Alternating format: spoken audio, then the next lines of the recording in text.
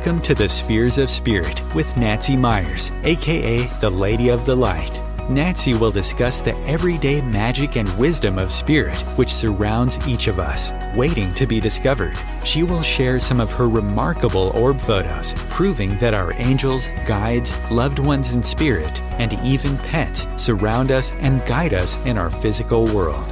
During this episode, Nancy will discuss one of the many spheres or aspects of spirit available to us based on her orb photography. She will also share a special channeled message from her guide, Leonini, and do an oracle card reading to help guide you along your personal spiritual adventure. And now, here is your host, orb photographer, author, medium, and speaker, Nancy Myers.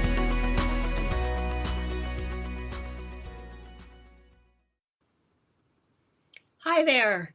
Thank you for joining me again. I'm really excited about today's podcast and episode because I'm going to talk about one of my favorite things, dragons. I'm going to show you some pictures of my dragon, and I'm going to talk about who the dragons are, why they're here, and why they're making themselves known again. But have you noticed lately that dragons seem to be everywhere? They're in TVs, movies, books, video games. Although in these media type things, they're kind of portrayed as evil, scary. The dragons that I believe in are more friendly dragons. I like to think of more as Puff or Pete's dragon. But even when the dragons are showing us who they are, they're doing it in an amazing way, a gentle way, but they do carry a lot of power. Before we go any further, I do want to apologize for my voice. I'm just getting over a very, very bad cold and virus, and so please forgive my nasally sound in my voice. Anyway, so where did the dragons come from? Well, we have to go back a very long way to find the first written mention of dragons. And that would take us back to what is called the Epic of Gilgamesh. Now, Gilgamesh is a man, and so this was a story about Gilgamesh's quest.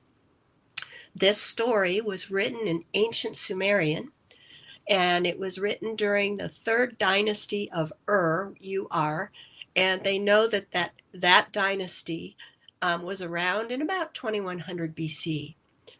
So in this story, a dragon named Humbada, Humbada, was guarding and was known. He was guarding a sacred cedar forest. And the sacred cedar forest was also known as the glorious realm of the gods. I always find it interesting that the dragons are always guarding something sacred, something valuable, something special. But I always wonder who put those dragons there in the first place? Who asked them to guard that stuff? But anyway, back to Gilgamesh. Gilgamesh got all full of himself, and he decided that he was going to conquer this dragon. And which he did, unfortunately. He went out and fought with Humbada, chopped his head off, and then he chopped down every tree in the sacred cedar forest. And that was the end of the dragon in the forest. I found that story very sad. Okay, so that was the first written account that historians, archaeologists can go back and say, okay, we have a written account of dragons, 4,000 years ago. But there are other things that point us to dragons that are even older. In Mongolia, there was a carved image of a dragon. It was carved out of jade. And the carving was believed to have belonged to the Hongshan culture. And this culture, they know, existed between 4,500 and 3,000 BC. So here we just pushed that myth of the dragon back another 2,000 years. So it goes on, but that's all we have in modern day proof of the dragons and where they come from. But I'm sure as time goes on, we'll find more. So that pushes them back to what, maybe 7,000 years. But when you think about dragons and all the cultures around the world, many have a myth or a legend about dragons. Now, these cultures supposedly have, many thousands of years ago, had no contact with the other cultures. Yet you can find dragons mentioned, of course, in China and in Japan, Scandinavia, India, Greece, the Celtic regions, South America, even in North America. Now, the North American natives, they didn't so much call it a dragon. They called it a thunderbird, but it was still kind of the same thing. It was a flying beast that breathed fire. Now, one of the things that I'm going to talk about that the Native Americans believed was the earth energy, the energy that is in Mother Earth. The Native Americans thought it was a very bad idea to mess with the energy of the earth. And I want to talk about how we know about this. Yes, the Native Americans knew it, but there were other cultures that understood this energy that courses through Mother Earth. If we think about, and I'm going to talk about one of the cultures that could really identify and work with these energies, and that culture was the Druids. Now, the Druids were a group of people. Unfortunately, a lot of people, when they think of Druids, they think of these little men walking around in brown robes, going in circles around Stonehenge. Yeah, no. In fact, the Druids didn't even build Stonehenge. It was much, much, much older than the Druids themselves. But the Druids literally was a kind of a civilization. And yes, they had priests, and yes, they had priestesses, but they were all across Europe. They were pretty well known, pretty well spread out. But not a lot is known about these Druids. Why? Well, for some reason, the Druids were not allowed to write anything down. They had to commit everything to a rote memory. But they do know that somehow the Druids, priests and priestesses, knew the best places, the most sacred places to, let's say, build their temples or have their ceremony sites, or maybe even to, where the water would run underground. They knew all this. They possessed this. Where did they get that knowledge? Where did that come from? I wish they would have written books. I wish that we could have known about that. But unfortunately, we're never going to know now, because the Roman Emperor Claudius declared that the Druids was an illegal, quote unquote, religion in AD 54. And then in AD 61, they just massacred them. They just wiped them out. Why did they do that? Well, they were trying, the emperors, the Romans, were trying to eliminate what they called the pagans, the paganism, the belief in the Mother Earth, the working with the earth energies. For some reason, it didn't fit with the new religion of the day, which was Christianity, and they viewed it as a threat. So they wiped out everything and anything that didn't agree with them. So we've lost so much of this knowledge. But what we have are what the Druids did. And if you think about the energy, the Earth's energy lines. Now, I don't have a picture of this, but if you Google Earth energy grid, and you'll see a world image, and it'll show the grid lines of the Earth, the energy grids that they are aware of. And when you follow those grids, especially like the pyramids, Stonehenge, all these sacred sites in Mexico, they land right on these grid points, these lines in the Earth. Now, we call these lines ley lines today. The Druids and some others called them dragon lines. They viewed it as dragon energy. Why did they do that? Why did they think of this energy coursing through Mother Earth as dragon energy? Well, Mother Earth is a living, breathing thing. And there's myths that believe that the dragons were created at the same time as Earth. And the dragons control the power of the earth, the wind, the air, the fire, the water. And they are here to protect Mother Nature. But anyway, back to ley lines. We call the dragon lines now ley lines. Where did that name come from? So the name ley line came about in 1921. There was a surveyor in England, and he was looking at all the old ancient sites. And he noticed, now when I say ancient sites, let's say, for example, all the very, very old churches, which, by the way, were all erected on top of the sacred Druid sites. So not only did the Romans wipe them out, they claimed their sacred sites by putting a church on top of their previous structures. But anyway, so this surveyor was named Alfred Watkins.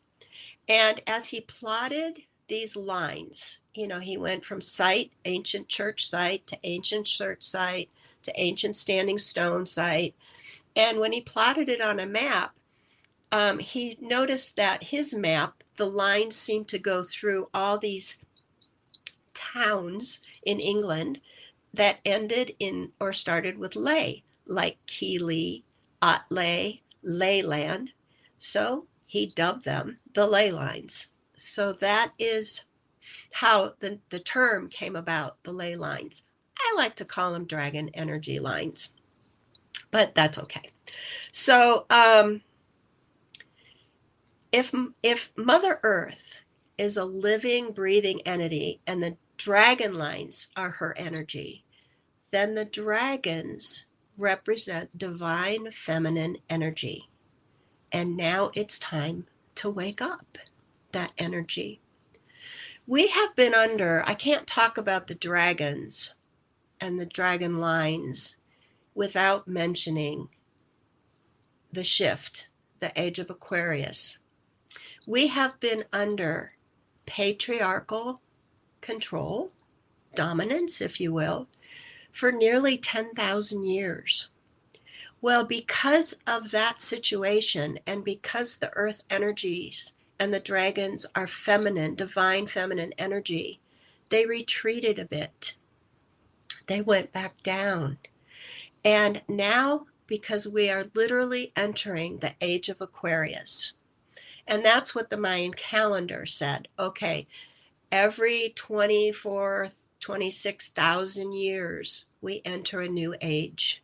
We literally just finished in 2012, I believe it is, the Piscean age, and now we are entering the age of Aquarius. This is the time of enlightenment that we all have been hearing about, the time of change. So what does that mean? It means that we are going to enter into a time of more harmony and balance. And how do we attain that? By raising that divine feminine energy and recognizing it and honoring it, not to overtake the masculine energy. That is never what it was about. It is about the yin and the yang, the balance. We have been out of balance. So I have heard stories that before the patriarchal 10,000 years, there was a matriarchal control. That went by the wayside. Then the patriarchal control came in. Neither one was correct because they didn't share. It wasn't a balance. Everything in nature needs to be in balance. Well, now we are literally coming into that time. So we are now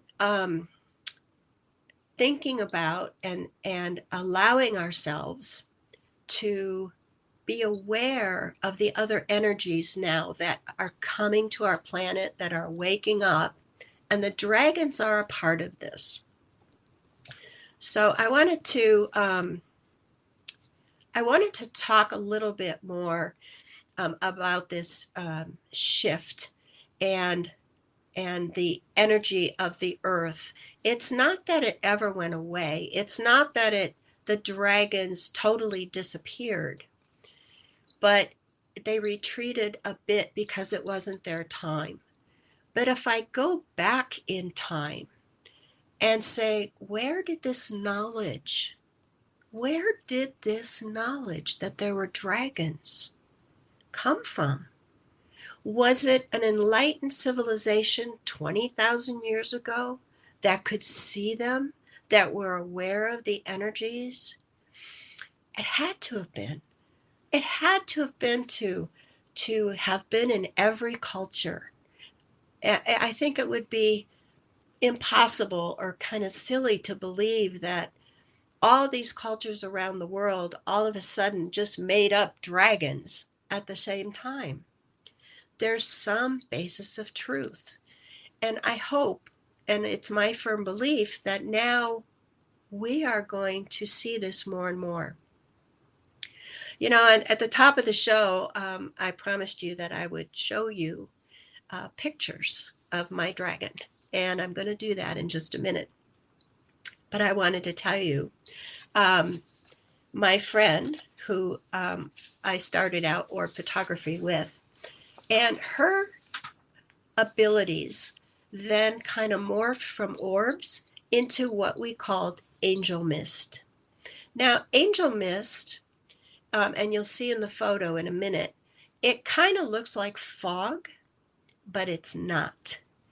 The angel mist that appears in the photos, especially the two that I'm going to show you here in a minute, the mist will appear inside, outside, during the day, in hot days, in cold days.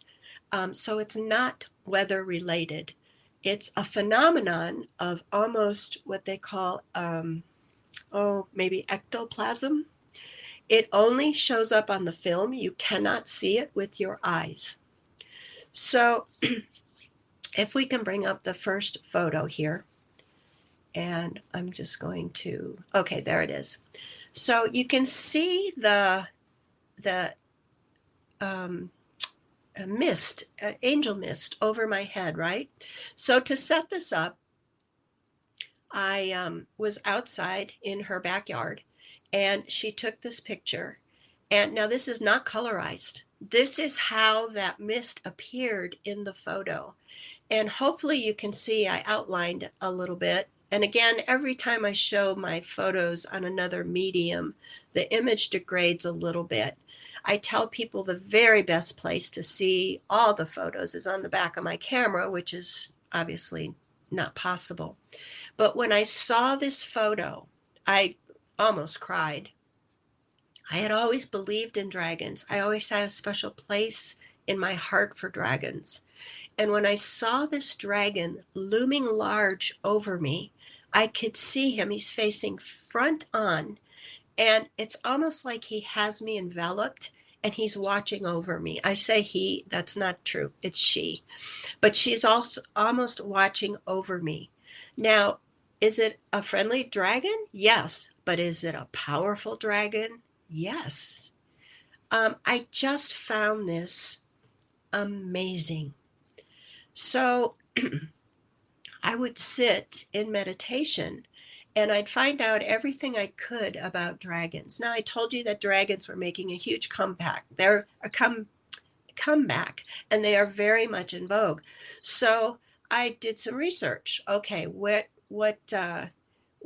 Who are these dragons? Well, I found out that I wasn't the only one experiencing contact with the dragons. There literally were people who were channeling the dragons or dreaming of the dragons or having some other kind of experience with the dragons.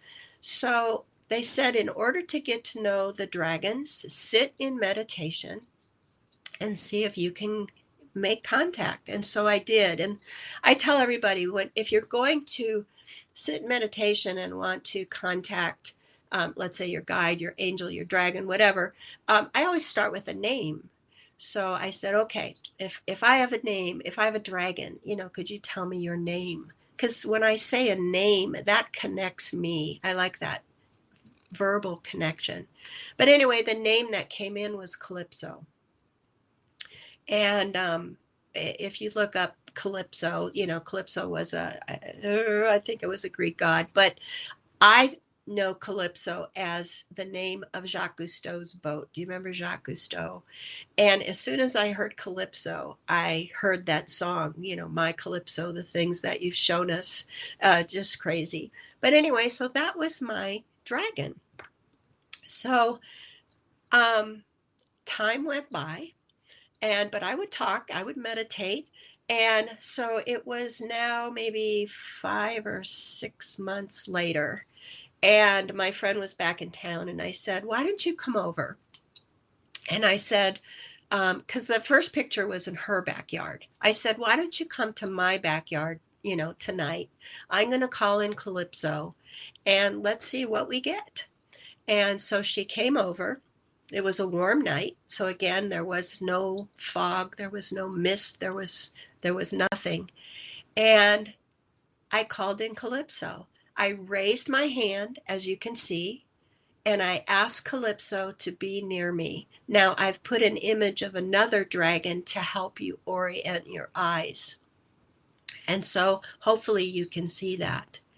Now I show you these 2 dragon photos because the dragons that I believe in, the dragons that I've been shown, they're not,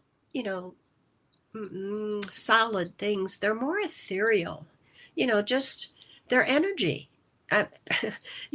Dragons are energy also, and that's how they're showing us. And so here's how I know too. I'm watching the time here. Here's how I know about the energy lines which are trying to be repaired and reawaken and reemerge. I was in Scotland. I think I've talked about that trip in other broadcasts. And I went with Catherine Ann Clement. And Catherine Ann, she's the co-author of Anna, Grandmother of Jesus, a wonderful book. And it was a channel book. But she was given information that she had to travel all over the world to certain sites and hold ceremony and meditation to reactivate the ley lines, to help mend them, to help re-energize them. And so when we went to Scotland with her, we went to Rosslyn Chapel. And we first sat in the chapel, and we all, sat in quiet. And I took a picture of Catherine Ann from the back of the chapel. And when I looked at the picture, it was quite an amazing picture, and it's on my website, theorbconnection.com, and it's in my books. But she had an orb on each side of her head, right by her ears. Shortly after I took that picture, she jumped up and she said, I just got downloaded. I know where we're supposed to stand. Follow me. And she said, we have to walk around this chapel, and there's a statue of Mary Magdalene somewhere on the corner, and we're supposed to stand diagonally to that. And so we're walking around the chapel, and all of a sudden we spotted it was way, way up top. So there was, I think there was about 10 of us. And so we all stood in a line, and we closed our eyes, and we're standing in a line, but I was facing somebody's back, and somebody else was facing my back. So, we're all facing the same way. And as I have my eyes closed, and Catherine Ann is taking us through the ceremony, all of a sudden, my arms started to raise all by themselves. And I'm going, what is going on? And then, now I had tennis shoes on and they had pretty thick soles, but I had the strangest feeling like the earth was rolling underneath my feet. And then, so my arms keep going out, keep going out. Well, I couldn't take it anymore. So I opened my eyes to look around to see if anybody else's arms were going up. Everyone in line, their arms were going up. It was incredible. So we finished the meditation and the ceremony. And one of the gals that was in our group, she had just, this was, maybe 6-7 years ago now. She had a special app on her phone that was supposed to capture auras. And so she forgot that she had that app engaged, and she took a picture of where we stood. So if I can get that next picture up here. And that is the exact, where you see the orange glow, and in the middle it's empty, right? It's a straight line. That is where our line was. She captured the energy of that ley line. It was the most incredible picture. The next day, thank you very much for that. The next day, we got the biggest kick because we got out of the news reports, because there was a newspaper delivered to our breakfast and we're reading it. Now, we're in Scotland, and Scotland is not known for earthquakes. Well, that next morning, there was not a big earthquake, but a minor earthquake, enough to make the newspaper. And we all just kind of chuckled. Oh my gosh, did we start something here? Did we ignite something? But to me, that picture, those experiences, my hands going up, the feeling the earth underneath, that was all confirmation for me that, you know what? Mother Nature is alive. Now, I'm going to take a quick break here, and I have a couple more pictures to show you, and we'll continue this in just a minute. Be right back. OMTimes TV. Imagine becoming a super influencer. Reinvent yourself, invest in your brand, and then manifest your success with a robust spheric approach. OMTimes Media and Broadcasting offers a unique and multifaceted way to become the spiritual and conscious influencer you deserve to be by putting your message across our powerful platform with its proven record of integrity and excellence. Through our produced shows, OMTimes offers the opportunity to become a social media TV personality, a radio show host, an OMTimes magazine columnist, and a syndicated podcaster, all in one shot. By live streaming your show on OMTimes TV and broadcasting it across the extensive OMTimes radio and TV networks, you become more than a host. You become an ambassador and a force for positive change. OMTimes. Open yourself to the possibilities. When I first saw a turtle, my heart was full. Now I'm anything but lonely. We have this deep connection, this heart connection. He just wants to be close to you and part of your life. Every day with Turtle is a perfect day. When I'm holding her, it makes me feel calmer. I think everything he does shows how much he loves us. When we adopt a shelter pet, we discover they're a little bit of a lot of things. But they're all pure love.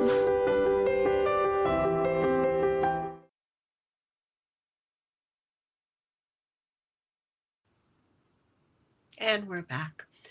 So when I was writing my second book, which is called Encircled by the Light Fantastic, I do have a whole chapter dedicated to the dragons. And right as I was completing it, you know how you go on Facebook and pictures pop up, and I couldn't believe what popped up on the news feed in Facebook. And if we can bring up that picture, here it is. This was over Iceland at the exact same time I was writing the chapter on dragons, and it looks like an aurora dragon and a beautiful green, which is healing energy. But synchronicity, coincidence, of course, my hero, Albert Einstein says, there's no such thing as coincidences. It's God's way of staying anonymous. So I just found that fascinating, and I think that's an incredible photo. So I did want to share that with you. Now, I wanted to read something because another one of my heroes, who is Nikola Tesla, he had this to say, about the earth energy, because that's what this is all about. It's about the earth energy. And of course, we all know that Nikola Tesla, he was from another time. He was so far ahead of the rest of mankind. But this is what he said. And I don't know, perhaps, was this what the Druids were doing? Was this what the older generation ancestors doing? How did we lose this ability? Okay, so Nikola Tesla says, ere many generations pass, our machinery will be driven by a power obtainable at any point in the universe. This idea is not novel. We find it in the delightful myth of Antheus, who derives power from the earth. We find it among subtle speculations of one of your splendid mathematicians, who I believe there he was referring to Albert Einstein. Throughout space, there is energy. Is this energy static or kinetic? If static, our hopes are in vain. If kinetic, and this we know it is for sure, then it is a mere question of time when men will succeed in attaching their machinery to the very wheelwork of nature. So that energy is available, always has been available, but for some reason we have turned our back on it. We have forgotten how to tap into that. And I believe that that is why, another reason why the dragons and the dragon energy and the ley lines are coming alive again. It's really a magical time. I talk about one of the things here is the everyday magic that surrounds us. Dragons surround us. The earth's energy surrounds us. It's right there. It's within our grasp, within our touch.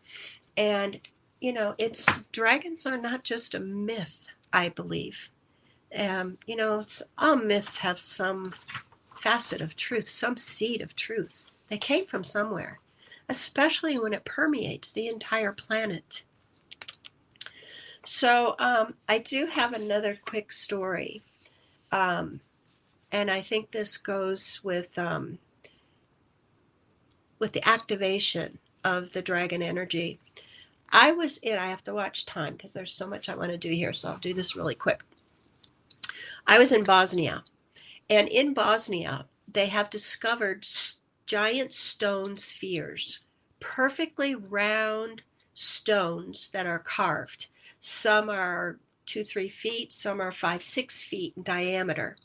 Now, that's not the only place that they have found these spheres, these orbs, but they're baffled as to what they are. What was their purpose? And when I say all over the world, they have found them all over the world, in water, in caves, in deserts, everywhere. But no one quite seems to know what their purpose is and why they were carved and how they were carved so perfectly. So I was in Bosnia and we went to see the stone spheres. And you could literally just crawl all over them and stand on them and meditate on them. And it was so magical. So I picked the biggest one and I'm standing on it. And I have my eyes closed and I'm just taking in all the energy and all the beauty. It was in a beautiful creek surrounded by high hills and wooded areas. At the stone spheres, most of them were down at the bottom of the creek. And as I'm standing there, I feel this little hand grab onto my hand. Now, of course, no one was there, but this little hand grabbed on. And she said, I'm going to show you something. And then now my eyes are still closed, but then the scene of where I was standing was just alive. It's not with my people that I came with, but alive with all these little people pushing these round spheres, stacking them, and burying them in the hills. And to make a long story short, there was an earthquake there, not in Bosnia, not too long ago. And these spheres came tumbling out of the hillsides. That's how they discovered them. And the little people that were talking to me through my mind's eye and telepathically said, we have guarded these dragon energy eggs, and now our job is done. So what they told me was literally somehow these were energy eggs now coming to light of day that were going to connect with other energy eggs all around the world to help re-energize, reignite the dragon energy. I that was fascinating. And I'll tell you who the little people were in another episode. But so so much is happening, so many things, so many magical things. So let me see what time it is. Okay, so I'm going to do two things here. I am going to do the card reading, and I am going to read Leonini's message. But when something happens to me in between broadcasts with the orbs or with me, I'm going to share it with you. So the first thing is my last podcast, I told you that I was going to be sitting in the middle of the redwood forest, which was one of my favorite places in the whole world to sit. And so my husband took me up there. We went to Big Sur. And as we pulled in, there was a big sign. It said park closed. I went, no, you can't be closed. We drove all the way up here. Well, they said, you can park there and walk. And so we did. And we had the whole forest to ourselves. And we even ended up, they had a cabin available. So we spent the night in the forest. And at night, I told my husband, I'm going to go out and go walk. And I'm going to take pictures and see what I get. And again, I'm walking at night. And I'm the only one out there. That doesn't happen in a state park. It just doesn't happen. I had the whole park to myself. And I did get some really great pictures. But in a previous podcast, I told you that one of the things assigned for me are feathers. And so as I'm walking around taking pictures in the forest, and I did not stay on the beaten path, I went off on up this hill, down that hill, over that wall. I went into all places. But wherever I stopped, I would look down because it was kind of dark and there was a feather. And I'm not talking just a little feather. Can you see this feather? It is like 15 inches tall. I probably found 10 of these. Every time I stopped, there was a feather. So Spirit was saying, yes, you're supposed to be here. Yes, this is a great place. Yes, we're reconnecting. It was just a magical, magical moment. So I now have quite a collection. And I think these are buzzard feathers, by the way. But these are the biggest feathers I've ever found. And I found probably 10 of them. So I wanted to share that story. And then I will share a story at the very end about an orb and who appeared in it and how that ties into our visions and dreams. So let me do the card reading. And now for this episode, I went ahead and shuffled. I do have a dragon deck, and I hope you can see that. This deck was designed by Diana Cooper. And in fact, Diana Cooper claims that she's one of the people that claims she can communicate with the dragons. But normally when I do card readings, I don't read the book. In fact, my son, Robbie, who's in spirit, and is why one of the reasons why I do this work. He came into one of my readings one time, and the medium goes, "Do you read oracle cards?" And I said, "Yeah." And she said, "Well, he's telling you you're not allowed to read the book anymore. Read the cards." At that point, but I depend on the book. How am I going to do a card reading without the book? But when I started reading the cards and not the book, boy, the readings just went to another level. Now, however, this deck is not meant to read the cards. You have to literally go in and read the book. So the card that I drew, and it was so appropriate. It's called, I hope you can see this because I can't see what I'm holding up here. It's called the Omega Dragon. Now, Diana Cooper puts the dragons at different dimensions. So she calls this particular dragon, a 9th dimensional dragon. So here's what the message is. And just everything that I talked about, I think this ties in beautifully. So, of course, this is the one that I picked. 9th dimensional Omega dragons carry the divine feminine vibrations, the universal energy that created our world. It is the feminine counterpart of Archangel Metatron's higher light and represents pure creative vision. These powerful beings are assisting the birth of higher consciousness of Earth. Collectively, they hold the vision for the new golden age, and this will enable us to achieve the attention set by Mother Earth for the evolution of the planet. I couldn't have picked a better card.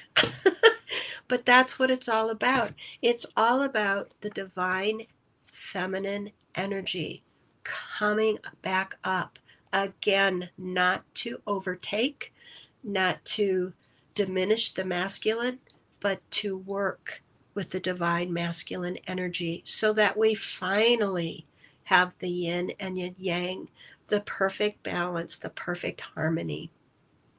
So I just love that message. And okay, so on that note, I also, because I've had a very bad cold, I wasn't able to sit and clearly channel my guide, Leonini. I just didn't have the headspace for it. But I do have a beautiful message here that I have channeled before. And I will show you a picture of it here. Because now, as I've stated, my guide will always show me a picture, an image, and then she fills in the message. And then when I go to find that image on the internet, I always find it. It's exactly as she showed me. So I'm going to try and hold this up because this image is amazing. I hope you can, I hope you can see that. I'm moving it around. And I'll go back a little bit here. But it's like a woman who's pregnant with Mother Earth. And that's the image. This is such an important time that we're in right now, gang. So important. So here's Leonini's message. In a way, 2 wombs have given you birth. Your human mothers and the womb of Mother Earth. You are formed in the human womb, but the elements that create that form are the same that make up the earth. You carry the traits of both. The link between mother and child is strong. It guides us, nurtures us, and it is our connection and anchor. However, your link to Mother Earth at this time is sometimes forgotten. Reconnect to her. Take time to swim in her waters, to walk on her beaches, to climb her mountains, or sit in her meadows. Walk quietly among her forests for rest. This mother, too, always welcomes you with love and nourishment for your soul. You know, we're at a critical time right now, as many of you are aware, with climate change, and we're slowly killing our planet. And part of this great awakening, I hope, is to honor the Great Mother. We just had Mother's Day, and I said a special thank you to the Great Mother, Mother Earth, because without her we wouldn't exist. But we need to recommit ourselves to honoring that feminine. She's been pretty much raped and pillaged by the patriarchal mindset of we have to conquer, we have to control, and it will kill all of us. But hopefully the dragons are coming to our rescue. We're waking up, and we will move into a much more harmonious place. So I have a little bit of time here, so I wanted to tell you one of the things that happened to me, because it ties in with one of my previous podcasts on signs. And I told you that, signs come in many forms. It can be a bug, it can be a coin, it can be my feathers, but it can be dreams and visions, experiences, goosebumps, whatever it is. So I get a lot of things when I dream, when I sleep. And maybe you have had this. You wake up, and you'll wake up either with a word perhaps you've never heard of, or there's a phrase knocking around in your head. You're going, where did that come from? Well, I woke up to the lyrics of a song from the 1960s. The band was called Thunderclap Newman, and they had a big hit, and it was, I can't sing, especially now, but it's Call Out the Instigators, because there's something in the air. We've all got to get it together. And that kept playing in my head over and over and over.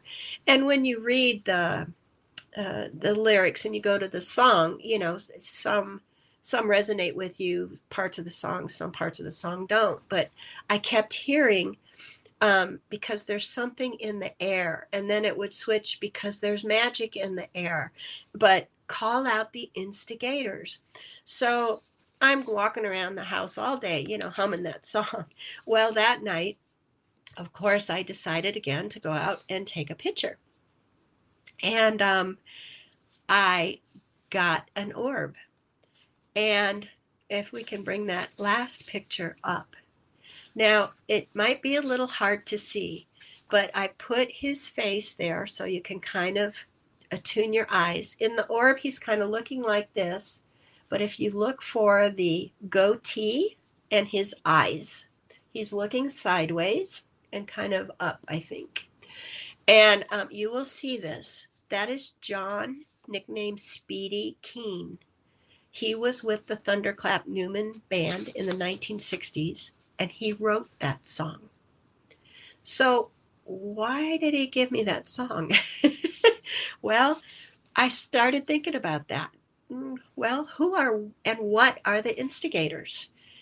So I looked up the word instigator, and it said it can be defined as a person who brings about or initiates something. Sometimes instigators, are thought of as troublemakers because they try to change the status quo. Perhaps that's what the message is. It's time to change the status quo. We can't continue to do this. We can't continue to live like this. And we have to change, because the earth literally now is changing. It's waking up, and we're going to get left in the dust unless we change along with it. So I have posted that on my website also, and it's on my Facebook page. So let me recap, if you will, just a little bit then about the dragons. So I hope you understand that the dragons, I'm not talking about, the dragon, what was that big dragon in the Hobbit, Smaug, or in Game of Thrones, these dragons are energy. This is the magic. This is the basis for everything. And the dragon energy is as old as Mother Earth herself. That's why their existence, their Their images permeate ancient history. At some point, we knew this. Some point, they had to retreat. And now it's time for them to reawaken. That in itself, I find, is magical. So that's my story of dragons. Excuse me 1 second here. And I hope you enjoyed my pictures. I wanted to talk about next week real quick because I'm going to have a guest on the show. And it's my friend. She's a medium channel, and her name is Marty McCrae. Now, I told you that I channel Leonini, and I give messages. Well, Marty channels a lot, but also Archangel Michael. So we're going to talk to Marty about what is channeling. How did she know she could be a channel? And then I asked her if perhaps she could channel a message from Michael on the show. And she said, yes, absolutely. So if you tune in, you'll get to hear Marty channeling Archangel Michael. I just think that's going to be very, very special. I was brought to Marty through my son, and we will tell that story. But Marty and I also Marty's channeled my son, Robbie, and we have done YouTube videos. I think we've done maybe 17 of them, 16 of them. And they're called Entering Light Fantastic Messages Beyond the Veil. And we did it because my son asked me to do it. And they're pretty enlightening. And Marty has met Robbie in a dream. She met him probably 3 years before she met me. So all this was set up before we even met.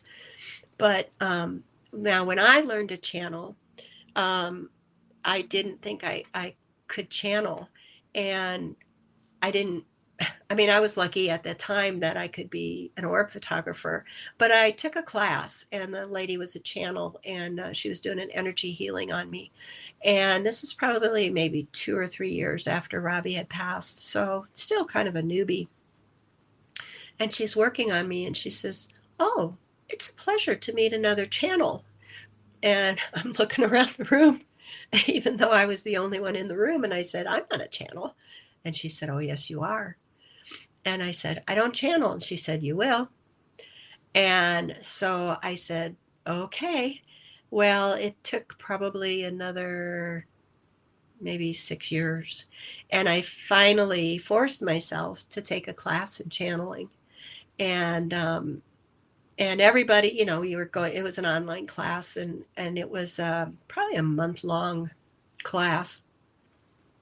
Well, on the very last day of the very last class, I finally connected with my guide, and she gave me my first message, my first channeled message.